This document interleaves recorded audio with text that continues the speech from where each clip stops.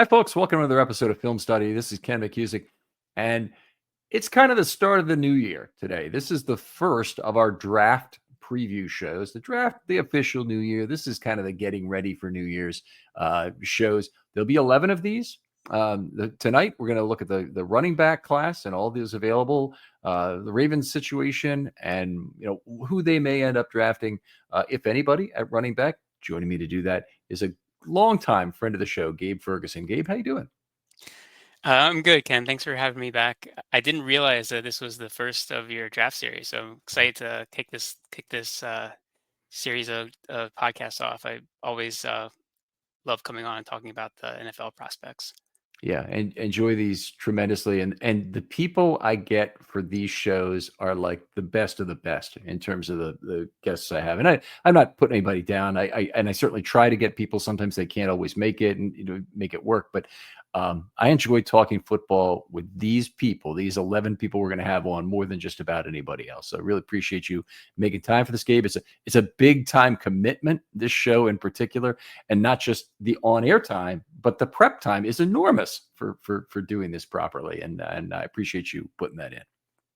Yeah, I'm looking forward to the conversation. We're going to be talking about a lot of really interesting players, and it's I think a really fun kind of class to dig into for sure. So it should be a good chat we have. We always start with what the Ravens situation is right now. Of course, the Derrick Henry signing last year has obviated some of the need for draft picks. He's obviously the bell cow and will be this year at least.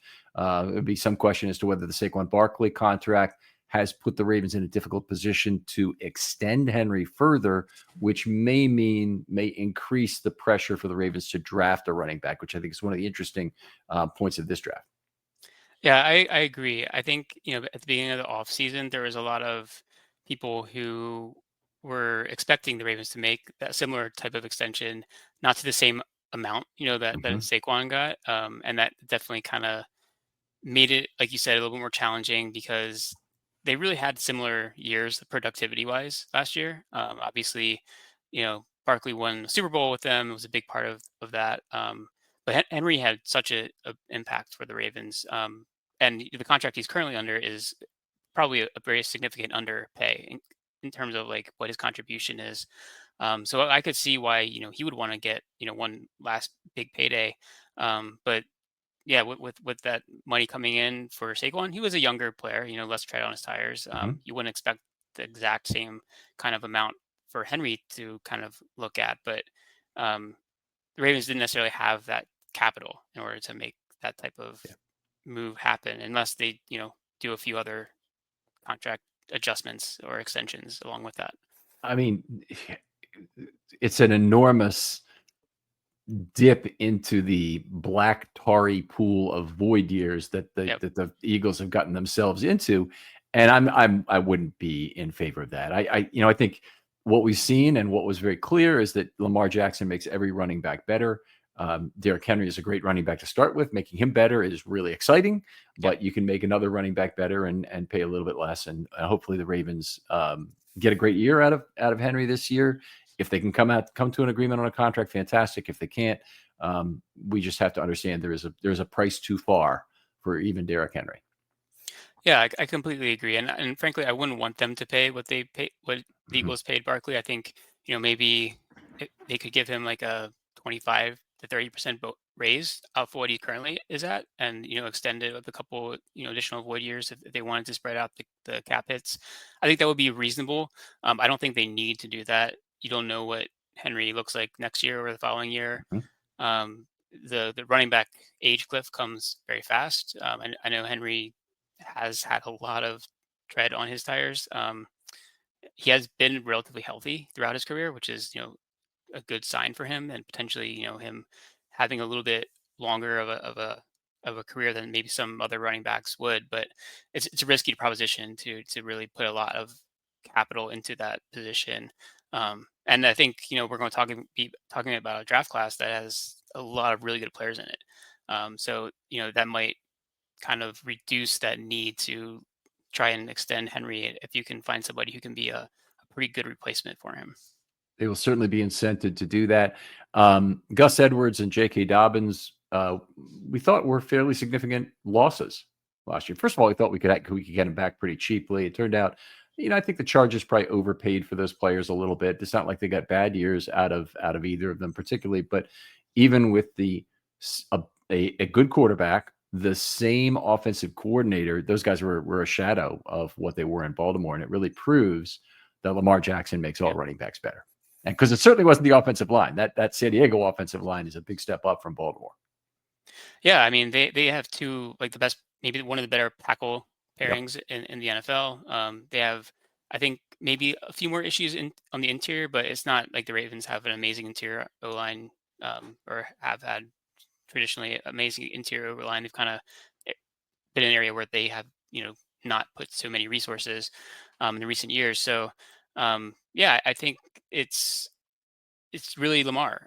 It's Lamar. It's his ability to kind of tilt the numbers, on offense, and what he can do as a threat with his legs is really unparalleled in the NFL, and it just provides so many more opportunities for the other running backs that he's paired with.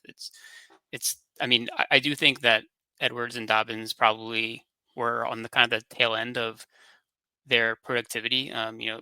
both had injuries that had piled up to certain extents, but it was not nearly the same level. I mean, it was such a huge fall off for them, and that can't just be age and injury related. I don't think. No, it's scheme and quarterback related in a large part. So it is what it is, or actually more quarterback related than anything else. Going quickly through the Ravens guys. So they have Henry. Justice Hill had a fine year as a receiver and a runner, also on special teams. He'll be back. Keaton Mitchell struggled to return from his knee injury in 2023.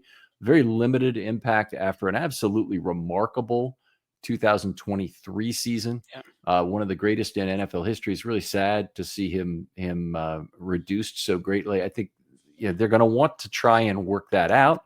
It means they may have room for one more player. Of course, they drafted Rasheen Ali in the 5th round last year. I think he'll compete with Mitchell for the 3rd or 4th running back slot, and they will have a draft pick as well. But I don't see Rasheen Ali as being a player that is definitely on this team come opening day. Yeah, I think he's definitely on, like, the proverbial roster bubble even at this point. He and Mitchell, I think, to some extent, might both be. I don't think Mitchell has a role locked in by any stretch. I think he'll need Mm-hmm. to show that he's back to being kind of the breakout player we saw as a rookie, or at least some semblance of that, because he definitely wasn't there last year. I mean, clearly injury played a big role in that, and we'll have to see what that recovery looks like. But he did get back on the field. There was some expectation that he would have some role, and then he just wasn't able to get any traction at all. Um, and the Ravens really played a two running back system entirety of last year. So I think they would like to have a third running back who is a reliable option if there was an injury to one of the two main backs. And obviously, last year Ali had the opportunity, but he never showed that potential to actually like take the opportunity when it was given to him. So I do think he's probably on the outside looking in, but it will all depend on how the draft shakes out and undrafted free agency and all that. I just didn't see enough out of him to think he would be a player that the Ravens would want to keep around. I'm right there. Interesting pick. 5th round seemed very early for Ali. I thought possibly they could have gotten him undrafted. I know there were players I wanted more in that 5th round, including some guards. Anyway, tough thing, spilt milk, et cetera, et cetera. But one of the things about running backs in particular is that injuries seem to solve your depth is too deep problems. That even at the end of training camp, you got a bunch of soft tissue injuries going on. You got guys you may bring, and the Ravens are one of the most deft teams in terms of setting up midseason replacements by use of roster mechanics, whether that is an injury, an IR designation that they plan to DTR a player at midseason, a pup designation they don't take off, whatever it might be. They have done that very well over the years. So maybe something we see with a 4th running back this year. Yeah, I mean, there were times last year when they had four on the roster, so Mhm. it's not that they have not done that, and they've done it in the past as well. Generally, it needs to be somebody who will be a special teams contributor, so that is, something I think you would be looking for, whether it's a return person or someone who can be a gunner or some sort of, special Yeah. teams, ace of some sort. Um, I think that, you know, if there is someone that they like, that the value is right, um, there is an opportunity there to bring in somebody who can be a contributor, both in the running game and in, the depth role as well. Maybe we save this for the second show, but in terms of where the economy is to get a running back, I definitely never really see the Ravens as the type of team that will draft a running back in round one. Yep. They have drafted, Ray Rice in round two. I'm trying to think of who else they got in round two. Seems like there's one other that I'm forgetting. J.K. Dobbins was round two. J.Q. Dobbins, of course. Yep. And other than that, they've done it with some UDFA backs, with some cast-offs from other teams. They've done it with some running backs they've got a little later. Hill, I think, was a 3. It's not like they can't draft a guy on day 2, but it's just not their bent. The one first-round back they ever drafted was Jamal Lewis. And if you go back to 1996, thank God they didn't draft a running back in round 1, because that would have been Lawrence Phillips over John Ogden. Yeah. And so thankfully Ozzie talked Modell out of that one, or just overrid his judgment there. Yeah, times are a little different right now. Yeah. The way the NFL has changed. I think that would be this might be a unique class for how high a running back might go, but it's teams have come around for sure and on valuing the running back position. A good opportunity to get a stylistic fit for the rest of the Ravens runners, maybe a one-cut guy to go with the speed of Hill and Henry. I think you always pretty much want a speed guy because you can use them in other ways. And that's one of the interesting things about Mitchell. It really looks to be a fresh legs offense this year, even more than it has been in the past. They got the Andre Hopkins, a guy who can probably use a respite. They've got tight ends. They've gotten very accustomed to switching down by down. This looks more like the Saints, 2012 offense or 2010 offense, where they're bringing in 5 new eligible receivers per down. Now, they won't replace Henry every single down like that, but they're typically going to replace other receivers pretty regularly. And one thing they can do there is use some gadgetry to get Keaton Mitchell on the field in a flanker position, or even as a second back in the backfield if they want to do that.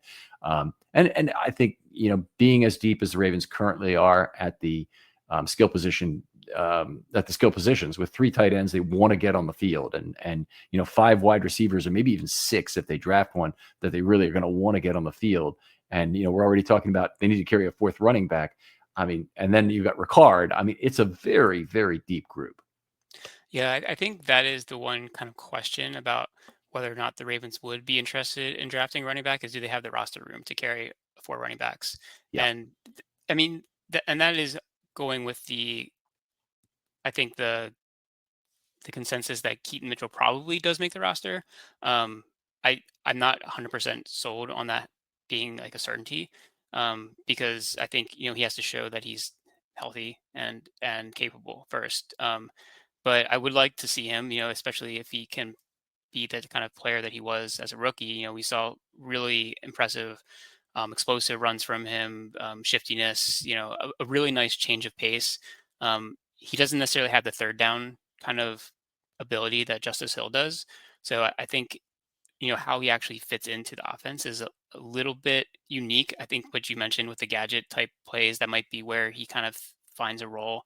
I think we both thought that might be something that we would see last year from him, and kind of as like a spell for the Zay Flowers role. That didn't really shake out that way. But maybe that is something that could be in his future. But I think just the way you use him is a little bit limited. And I think that's why I think potentially there are better options than him as a third running back on the roster that can be more a little more flexible, have a little bit more of a bigger body in pass protection, for instance. Areas where you can not maybe telegraph what you're doing on the field as much. All right. Let's jump right in.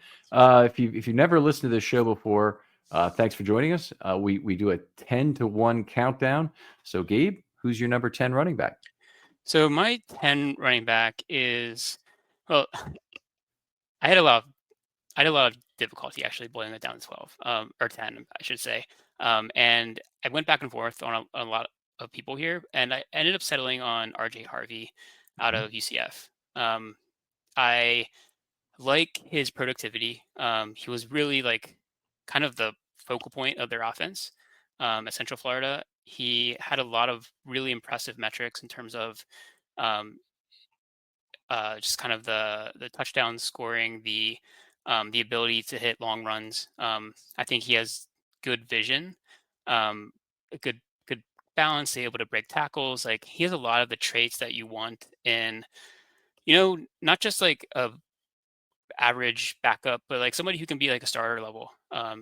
His one, I think, major kind of drawback is, well, I would say two things are kind of drawbacks. He's a little bit on the smaller side, Mhm. 5'9". It's not too small for a running back position, but I think ideally you might want to be a little bit bigger than him.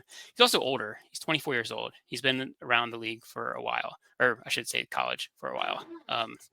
So I think those are maybe a few of the things that kind of um, might be slight negatives, and probably why he's probably going to go a little bit later than some of the other running backs we're going to talk about. But I think, you know, um, late day two, early day three, I think he's going to be right there in probably this range, 10 to 12 running backs coming off the board.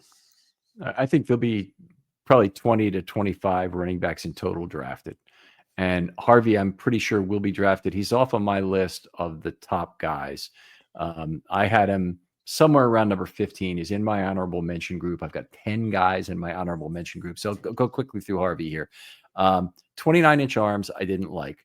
Has outstanding broad and vert measurables, which correspond with some of the explosiveness, the jump cuts, the things you can see on tape with the guy. Very, very, very sudden athlete as a running back, which is nice to see. He's on the all academic team for interdisciplinary studies, which frankly sounds like a major made up for athletes.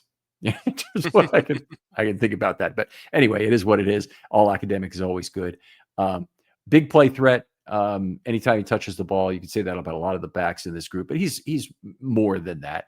His missed tackles forced are high. In his case, it's not a matter of he runs through people. There's a little bit of that. He has pretty good contact balance.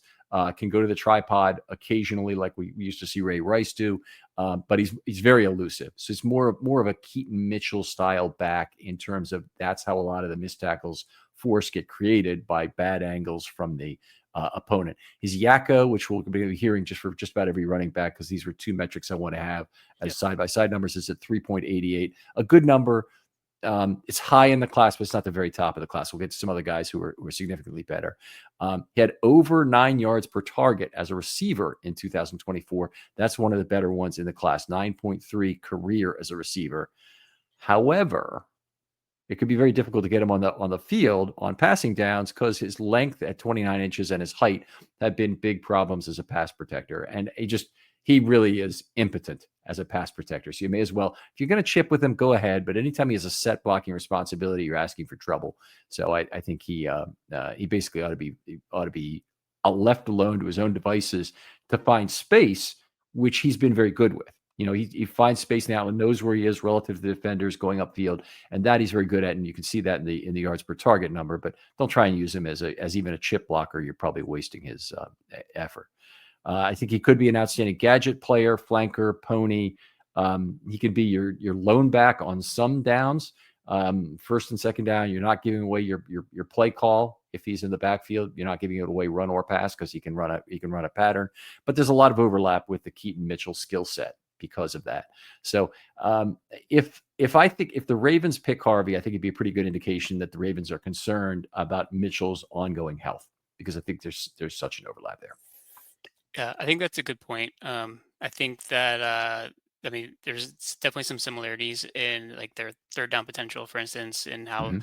they're used. I think he's probably more of, yeah, I think he can carry like more of a workload probably than what Mitchell would be able to do. But they definitely have some of the same like home run ability to make a player miss and like go like 60 yards with the ball. That's definitely an attractive skill set. I think I do agree with you that it's a bit redundant than with what Mitchell also provides. So it would be interesting to see if he's someone that the Ravens are interested in. Um, I I think he could potentially, in the right role, be like more of like a 1-2 kind of like guy who touches the ball 15 times a game.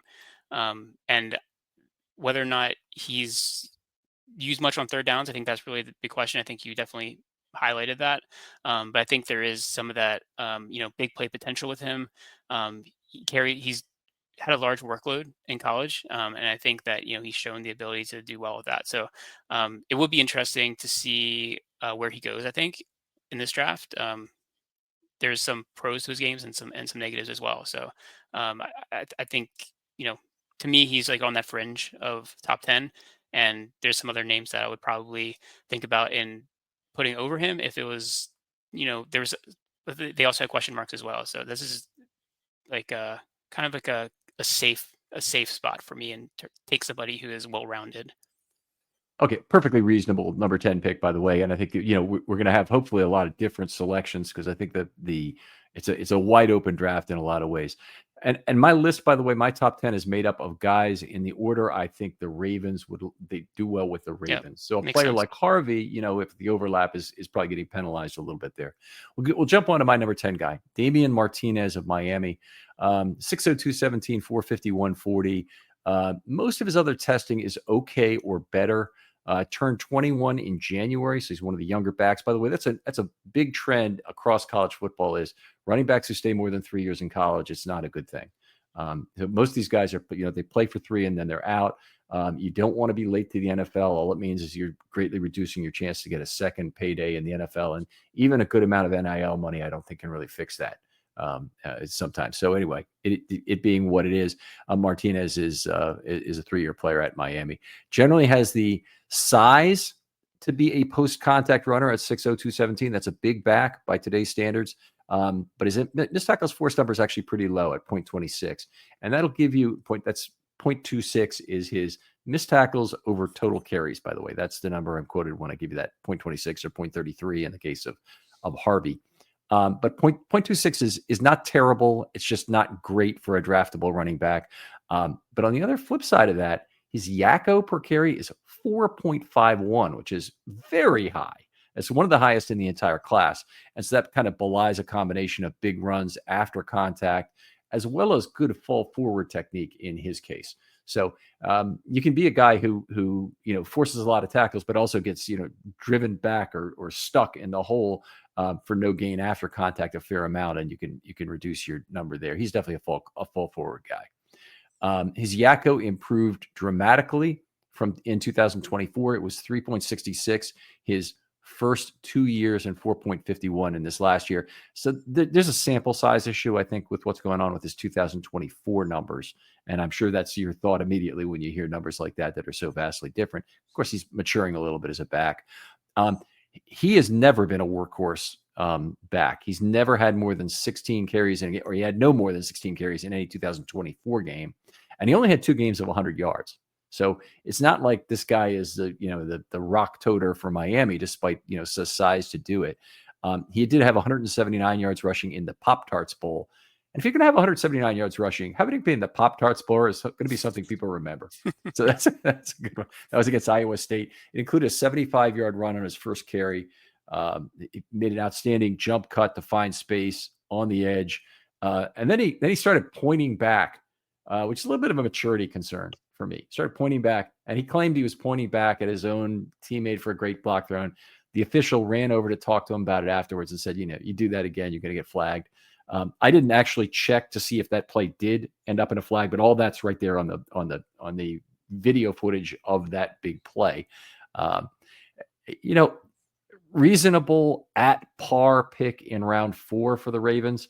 When I talk about players, there's an at par level they can get him at round 4, and you're like, okay, that's okay. And then if they get him in round 5, he suddenly becomes a value pick. Yep. And so that's how you'll hear me use those terms in terms of the round I want the Ravens to get a player is usually one round later than the at par value pick. I think he should work well in a fresh legs offense for the Ravens, and he certainly won't be asked to be a workhorse prior to 2026, given the situation with Henry. I'm a big fan of Martinez. He reminds me of Gus Edwards. Mm-hmm. I think size, the way he runs, kind of the style. You mentioned the falling forward something I definitely noticed. He's always kind of like picking up an extra couple yards, it seems. I think from a stylistic standpoint, it's very similar in the way he runs. He likes to definitely run through contact. I think very good at breaking tackles, picking up yards after contact. You mentioned that. I think one of the interesting things that I I heard someone else. I want to give credit, but I'm not sure who it was.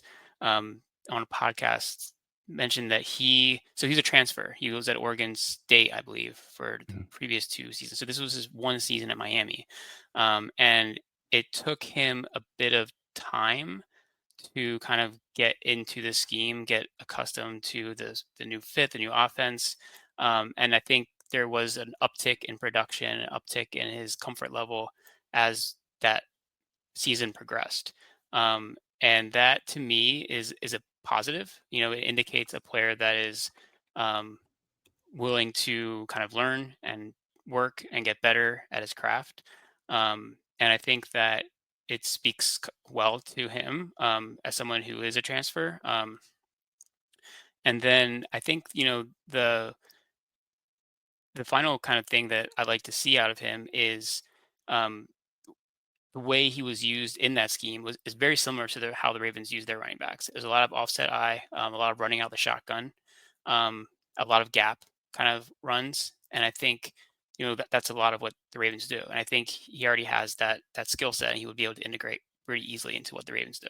Yeah, that's a great point. Is how many of these guys really have mesh experience already to a good degree that they played in some flavor of an option offense that at least there is the possibility of a late pull because it'll be something new to learn for a lot of these running backs.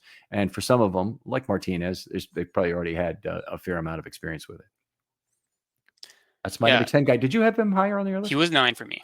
9. Okay. Yeah. So we get to go to my number 9 guy. All right. And let me get down to my number 9 guy is Devin Neal of Kansas. So let's go through to him. Should I go to my notes here? 5'11, 213, 458 in the 40. Obviously, is going to hurt his stock a little bit. He's got shorter arms at 29 and 5'8. His vertical and broad testing were standout. And you really want that out of a running back to see good jump cut ability, good suddenness. He'll be 22 in August. He's a little older than some of the other backs, but not too bad. 837 college touches is a moderate concern. Do you have, by the way, a touch level where you start to get concerned about treadwear? For me, it's from a college level. I think it's probably around 1,000 touches, and that might seem like a big number, but I think in the NFL for a running back, you aren't necessarily looking for a two contract player. I think you're looking Mhm. for somebody who's going to be able to come in right away on your rookie contract and contribute. And I'm not as worried about the kind of wear and tear from the college days. I think it kind of speaks to their durability, if anything. So I'd like to see a little bit more actually, but I don't want to see someone who's running a huge amount because then I think it does increase a little bit chance for injury. We'll have to go through this whole list to see. I don't think there's anybody with 1,000 touches in this draft. And there are Probably people like, not. yeah, there were people like Ray Rice who had, I want to say, had like 1,300 Yeah. touches at Rutgers before he showed up. But it's a that's a fair point that you're waiting for that. So back to Neil for a second. He's really known for his ability to see and get to the hole. Not known for breakaway speed. 458 would tell you that. You don't really know it. He definitely doesn't get caught by defensive backs, which limits a lot of his upside in terms of long breakaway runs. 1,273 plus scrimmage yards each of the last 3 seasons with Kansas, 5.8 yards per carry each year. Damian Martinez had, I think, over 6. So it's not like, most of these backs aren't 5.0 yards per carry plus in most of their years. His missed tackles forced are kind of low at 0.22. It's actually one of the lowest. If you're looking for a better way to unwind, focus, or even get a good night's sleep, listen up. Let me tell you about Mood, the online cannabis company that's changing the game when it comes to functional gummies. They've crafted a whole line of federally legal THC blends designed to help with everything from stress to sleep to mental clarity and even some spicier needs if you're into that. Now, what makes Mood different? They go beyond just THC. They pair it with herbs and adaptogens to create targeted effects that you won't find in any other dispensary. And every gummy is made with pesticide-free, small farm American cannabis, so you're getting quality that you can trust. I've tried their sleep gummies, and let me tell you, it takes about 15 minutes, and I'm out cold, no grogginess, no weird side effects, getting some of the best sleep I've gotten in my life when I take one of these gummies. And if you need a mood boost, there are Epic Euphoria gummies, game changers. And right now, Mood is giving listeners 20% off their first order by using the promo code RAVENS at checkout. So head on over to mood.com, find the perfect gummy for whatever life throws your way, and don't forget to use the promo code RAVENS to save 20%. Of the draftable backs, his Yakko is at 3.73, is also a little low, but not terribly so. It's really kind of medium, I'd say. He did not have as great an offensive line to work with as the Ohio State backs did. So, Henderson and Judkins, had big advantages relative to other backs in this class. And yet I think that Neal, he probably didn't get the most that he could have out of this group. 8.6 yards per target in his final season as a receiver. That's a good figure. It improved his career figure to 7.2. His career ADOT's 0.5. Now, that's not a terribly low number, by the way, because you're usually choosing between negative 0.2 and 1.5 is kind of the range you might see for all the running backs in a class. It's a lot of screen passes that give you negative ADOT and often can drop you below. It's not uncommon to see a guy who has more yards after the catch than receiving yards because they have a negative ADOT. So, and we've got a couple of guys in this class. Actually, probably have about 4 guys in this class who meet that standard. But Neal is a guy who certainly makes things happen with the ball in his hands, and was a guy who could position himself relative to defenders, much of the way I talked about with Martinez, to actually with Harvey more, to make space for himself after the catch. In terms of where his value is for the Ravens, I think he's a possible round 4 pick. And they don't pick until 129. I guess they could move up. I think there's a pretty good chance he's gone before then. And he's one of those players I just say, okay, if he's gone, then there'll be somebody else. Because the fall off from Devin Neal to the next guy, who in my case is Martinez, is not that much. And I'd be okay with having Martinez instead, for example. And I could look at my 11, 12, 13 backs, and I probably wouldn't be that upset either. Devin Neal just brings a little bit different kind of a skill set to the team. Yeah, I'm fully on board with everything you said, and I think if the Ravens were able to draft him in the 4th round, I'd be really happy. I actually have him a little higher on my board. I have him as my 7 running back. I think with me, he isn't the amazing athlete that some of the players in this class are. He doesn't have the breakaway speed that some of them have. He doesn't have this the incredible size. I think he has very good short area burst and change of direction. I think he also has potentially some of the best vision. I think in this class in terms of how he patiently kind of waits for blocks to kind of get set up and kind of help out with that pressing the crease appropriate amount. I think he's versatile for both a gap scheme and a zone scheme, which I think is not the case for all the running backs in this class. And I really like just kind of his natural footwork, his balance. I think he's a very impressive runner who is probably someone who is going to be, a good, if not starter, contributor right away. And he's not going to be the kind of explosive, home run hitter, but I think he's someone who can, give you, a little bit more than what's blocked for him. And can hit some of those mid tier kind of short explosive plays, not maybe breakaway speed, but I really like what he brings to the table. And yeah, I think maybe not someone the Ravens would need to have depending on where they're drafting, but if he ended up on the Ravens, I'd be really happy. Okay, well, so would I. I think that, and I don't think the Ravens would draft him in the 3rd round. In all likelihood, they really I'm having trouble foreseeing because the Ravens have so many needs across, 10 of the 11 position groups. Basically, they could draft a player everywhere but quarterback. They don't. I think it's fair to say the Ravens, after having Lamar Jackson and signing Cooper Rush, I think the Ravens have really no need to draft a quarterback this year. Every other position, they have a varying degree of need, including offensive tackle, where they have two guys, but they have no backup. So you really need to figure out what you've got there. So running back is a position where there's seemingly the house is kind of full. The Ravens also have kind of an age problem, and they really need to get a little younger at running back. So I do see. I think it's likely they'll draft someone. I agree. Yeah. And just one more point on that. I think just in the draft in general, I think the Ravens have the opportunity to just go straight BPA. Oh, For this. That they need depth pretty much everywhere, but they have pretty much starters everywhere. So it's a good position to be in. Yeah. How cool is that? You go into the draft, nobody knows what you're doing. You go ahead and try and trade up ahead of the Ravens this year. Right? So it reduces the chance of the Staley Grubbs situation occurring for the Ravens. Somebody brought up Ben Grubbs again tonight. I feel bad responding to this sort of thing. But do you ever think of Ben Grubbs just randomly? The time, of course, I think of Ben Grubbs randomly is when we're talking about Joe Staley or Ben Grubbs, and that butterfly effect on the Ravens from those 10 minutes. It's good that the outcomes were great and good. Getting Grubbs, great. Getting Staley, a Hall of Famer, good. Still getting Grubbs, a good player for a period of years. And it's good that they paid the right guy. They paid Marshall Yanda instead of paying Ben Grubbs. Mike Preston, for years, even after Grubbs was gone, was saying they should have paid Grubbs. And then, I think his voice has gotten lower as the years have gone on. Yanda had a Hall of Fame career, and Grubbs is out of the league.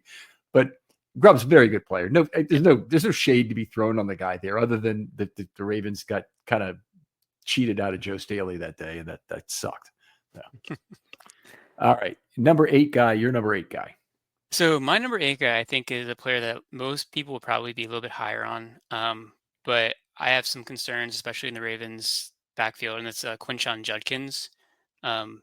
And so on first glance, there's a lot to really like about him. I think in terms of size, athleticism, speed, he kind of like checks all those boxes. And it's like this is kind of like the prototype of what an NFL running back looks like.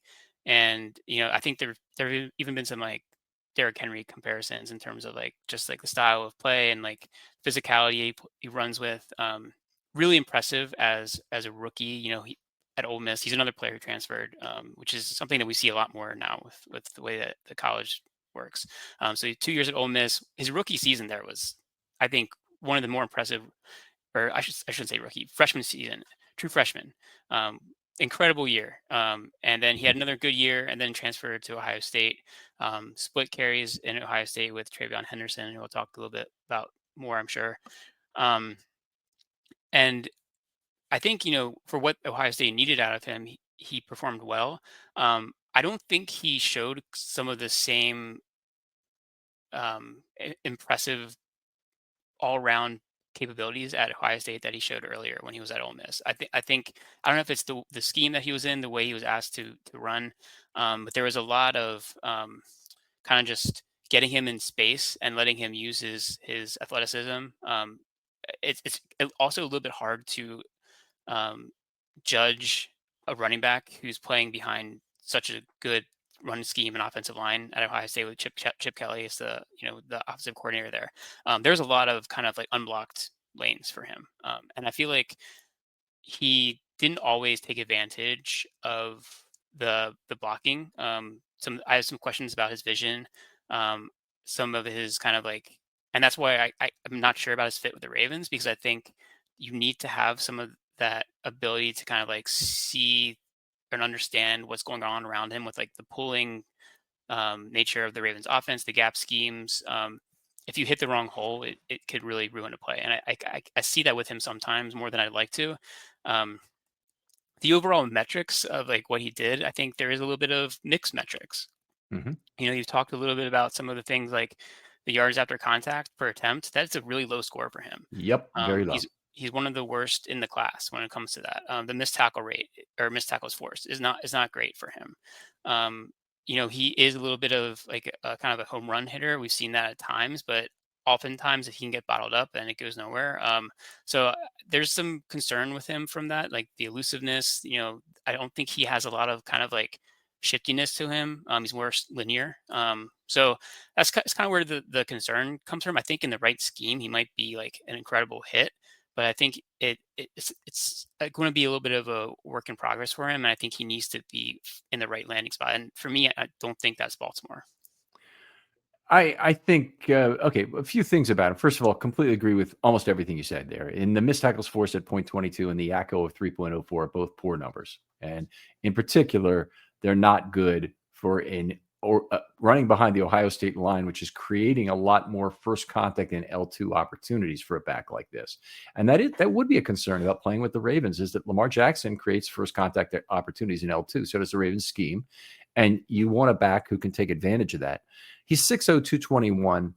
And you watch pictures of the guy, any still picture of the guy, it's hard to figure out where he's carrying those 221 pounds, because he's really kind of thin and not really muscular thighs that I associate with a 220-pound back who's 6'0". I mean, that's like LaDainian Tomlinson. He's got to use an old analogy, Bo Jackson or Eric Heiden, the speed skater. He had just tree trunk like thighs. He doesn't have that. He's a smaller guy in his legs, built more like maybe an O.J. Simpson in that regard. So it's certainly possible to be a great running back and not have that, but is a little bit not built normally. He's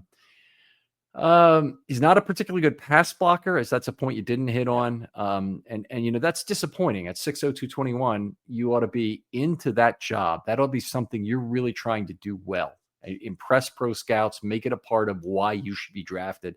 And I know they probably are thinking ahead, and maybe their agents are even telling them, hey, don't get yourself hurt on a freaking pass blocking play. But no, increase your value by pass blocking and make sure that things work out. I think that's something that's going to have to be taught to him again at the pro level. And if he came to Baltimore, I'm sure he'd pick it up. 45 rushing TDs with only 3 fumbles career is the stats that I really gravitated to and like. I do think he'd be better in Baltimore's offense. He only had 2 runs over 23 yards in 2024, which is surprising, for a back who plays for Ohio State. But, 448 is just not true breakaway speed. It's decent speed for a running back. It's not exceptional speed for running back. You want a guy in the, right around 4.4, 442 in that range before you talk about him really being a speed back. So he's a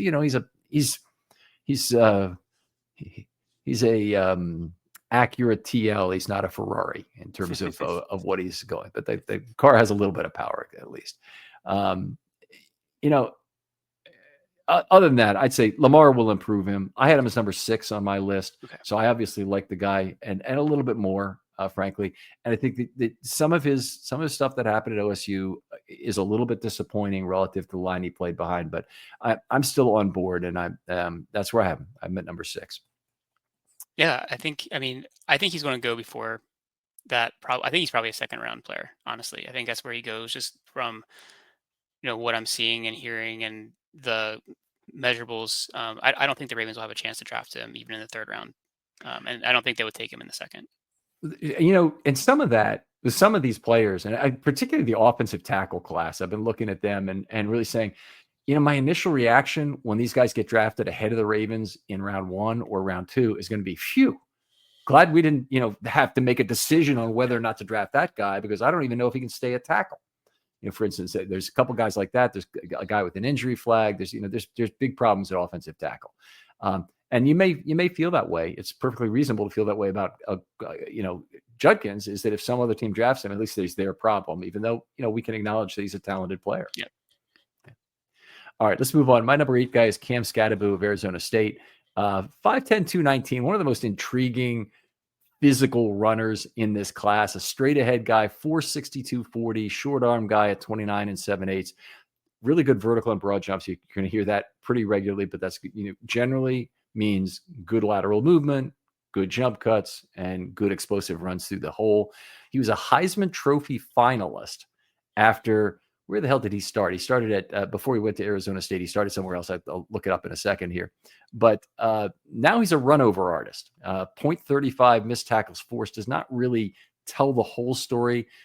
He did have 4.09 yards after contact, which is very good, but it's not at the very top of the class either. But if you look at highlights of him, or you just look at any one game of him, you'll see him running directly into opponents in level 2, seemingly enjoying it, almost looking like Larry Zonka in terms of the way he holds the football and likes to run over people. Maybe in more recent years, Mike Allstott would come to mind as a guy who was a running back in the NFL who liked to run people over.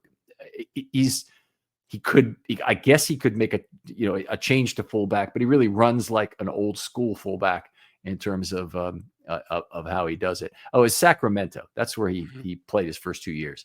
And so he was fine there. Has a lot of total college touches at 822. That's a lot by 2025 standards.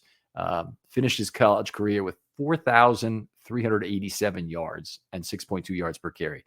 That's a big sample size to still maintain 6.2 yards per carry. I don't care who you're running against, but he definitely did have big advantages running at Sacramento, from a context perspective. But he kept it up, and was a Heisman Trophy finalist this last year for Arizona State. So you look at that. He's had 10 fumbles in his last 654 carries in the last 3 seasons, which that is a major concern. Yep. So, I'm a little bit higher on him. I think he's another player who I think of the running backs, you might have the widest opinion of any running back in this class. I think, I've seen some have him as like a top 50 player, top 40 player. Some people don't even have him in the top 100. To me, I think I have him as my 6th running back. So I think we switched on Judkins him and Judkins. Scadaboo, yep. I have some of the same concerns, not exactly the same, but I think in terms of some of the metrics, he actually does better. The ability to make people miss. I think he has pretty good feet. He's not as athletic as someone like Judkins is, but I think you might say he's sneaky athletic. He has a little bit of burst, to the edge if needed. He does have that ability to pick up yards after contact, which is something I think you'd like to see. One of my biggest concerns with him actually is pass protection. I think he's really, really poor in that area. You mentioned it with Judkins. I think with Judkins, at least there's he kind of has form. Maybe he just doesn't have the right kind of mentality or the right kind of vision.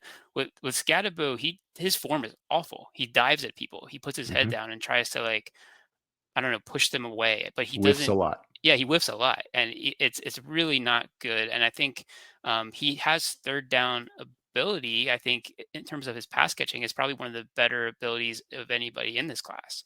But his ability to pass protect is really poor. So I think there's some concerns with him. He doesn't have amazing speed, so you're not going to get that breakaway ability with him. He does have toughness. He's carried the ball a lot. I think he's physical, but I just don't see the upside with him. All right, I got a couple more things about him. His pass catching, his receiving is very good. 52 targets for 10.2 yards per target, and an ADOT of 0.2. So it's not like he's going down the field running a ton of wheel routes. There's some routes where he's catching the ball somewhere downfield, in zone, out, at the 4 or 5 yard out pattern. But it's a lot of screen passes in there, and that really is a very explosive extension of the run game that he brings you. So, you always hear about the pass game as an extension of the run game kind of thing. He lives it. A player like Justice Hill, honestly, until this last season, really had not done much in that category. And he'd been a low yards per target guy career. Did Hill have a pretty good year in 23? I got to look back at that. Certainly, let's just say certainly before 23, he had not done much in that category. And been, 5 yards per target career or something at that point. And then he finally, juiced it up. And some of that was the Ravens allowing him to release free instead of even being used as a chip blocker, which is a key component in getting the maximum out of the route tree for that player. But in Scadaboo's case, not a good pass blocker, and Arizona State didn't really ask him to do as much of it, and they really made him more of a weapon as a receiver by doing so. And I think he would add that to an NFL team. I think that's one of the things you get. But you mentioned the key differentiator for me with him and Judkins was the athleticism of Judkins, and I think Scadabo is playing at or near the highest he can play given his athletic limitations, whereas Judkins, I think there is more to be gained still from what he brings to the position.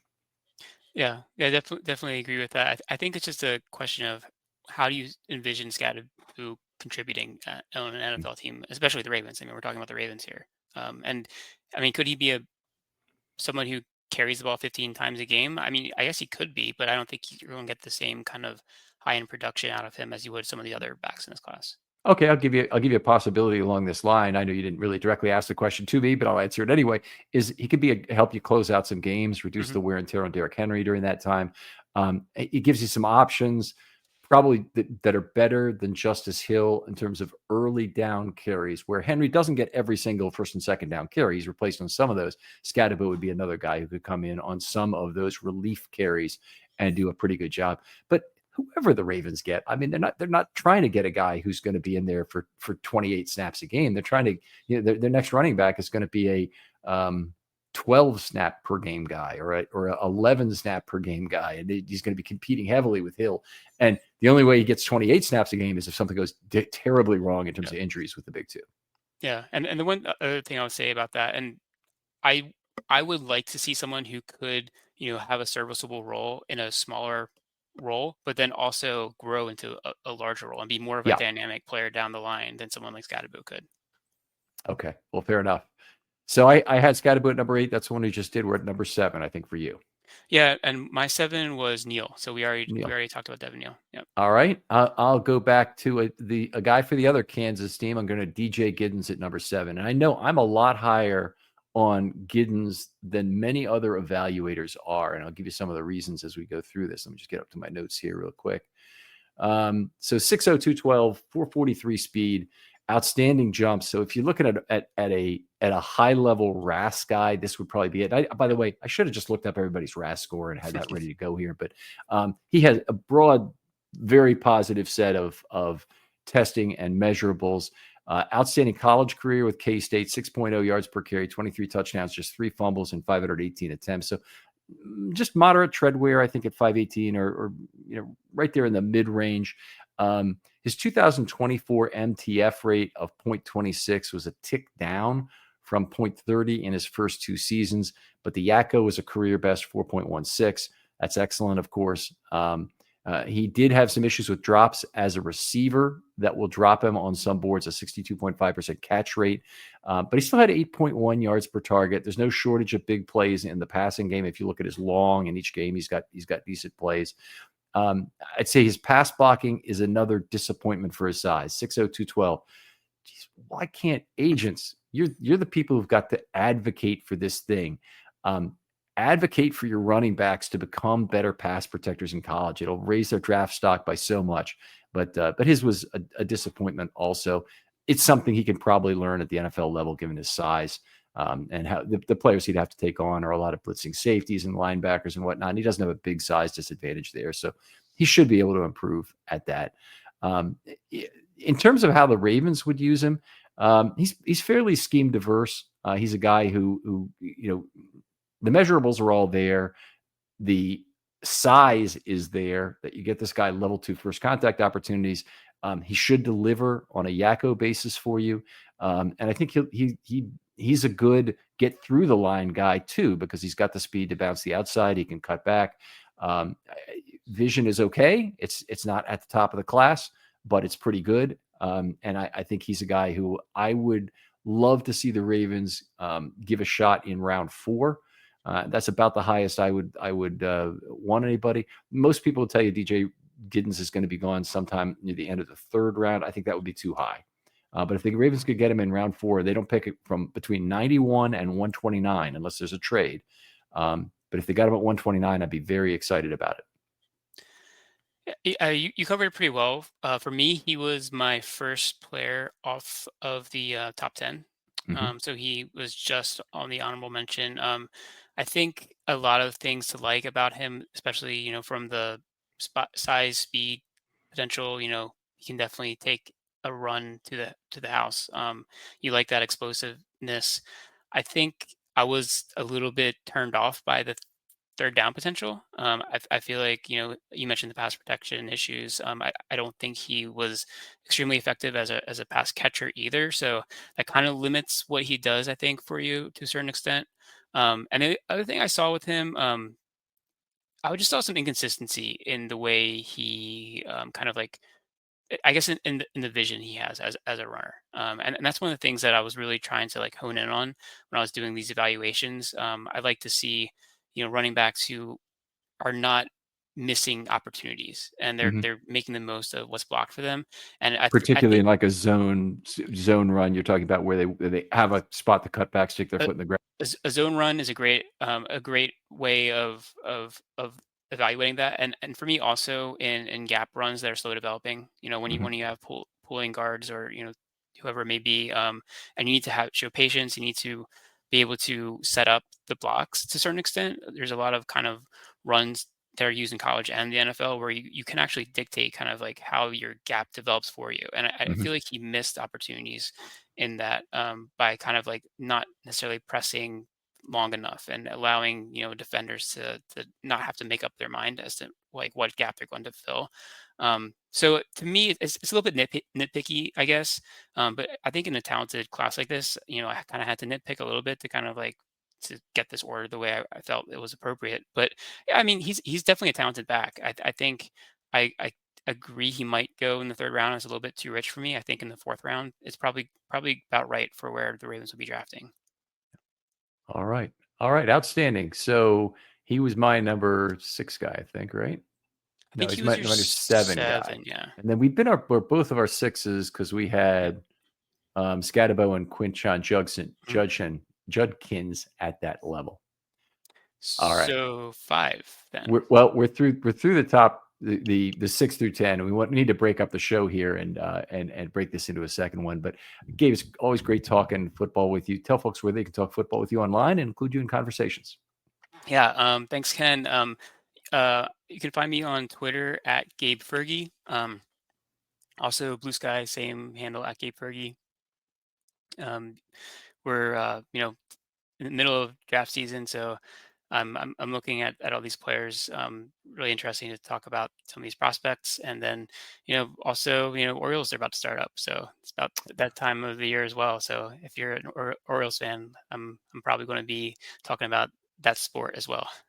What a time to be a Maryland sports fan right now. In addition, the Caps are on pace for the President's Trophy. If you're a hockey fan, not everybody is, of course, and of course the Maryland basketball Yeah, has that been exciting. So we went to the Big Ten tournament last week and uh, saw, of course, Donaldson, the guard, come back and score the winning bucket with just a whatever it was, a fraction of a second left in the game, and like not again. And then we see this happen again with the 3-pointer with 6.1 seconds to go, and I'm like, not again. And then fortunately, Derek Queen yeah, pulls the Terps bacon out of the fire and gives them another game to play. It kind of felt like the Mile High Miracle in a way, the way that ball went in. But they're a very fun team to watch. This Terps team, much more fun than past Terps teams. They do a lot of things well. Queen kind of reminds me of Joe Smith in a lot of mm, ways as being a guy who is more of a finesse player than a power player. And I'm still amazed that the Crab Five as a unit basically almost never picks up fouls. They can go into the whole game, and every other team they can try and drive the ball to the iron, and sometimes they shoot threes, and it doesn't matter what. Maryland never gets any foul trouble because they basically are very sound fundamentally, but they also don't contest a lot of things. yeah. It's an interesting team too because you have your 5 starters who really do the bulk of the heavy lifting for you, and you don't want them to get in foul trouble because then you're Yeah, going into a dangerous territory. yeah. Yeah. All right, other folks out there, thanks so much for listening. We appreciate all this. We're going to have 22 such shows for you, 11 times 2, to go through all these draft positions. Really looking forward to that. If you have any other topic you'd like to talk to me about, it may be a little while before we get back into shorts, probably not until after draft season because we'll have some reviews. And the thing I will plug and ask people to do is join us for the draft night party. I'm sure Gabe will be there for some portion of the 3 days. And we have a wonderful panel. We have wonderful questions, and the format is we work together on a spreadsheet with people making suggestions about who the Ravens should draft next. And we're working kind of with my ordered positional list of players, but also who people would really like to see drafted next. And we do some color coding, have some fun with that. And I think it's a very fun way to watch the draft with a number of people. And it's a great way to review the draft after it's already occurred. And we'll make sure that's out there in that content. Gabe, thanks again for joining me. Thanks, Ken. Really appreciate it. And we'll talk to you next time on Film Study.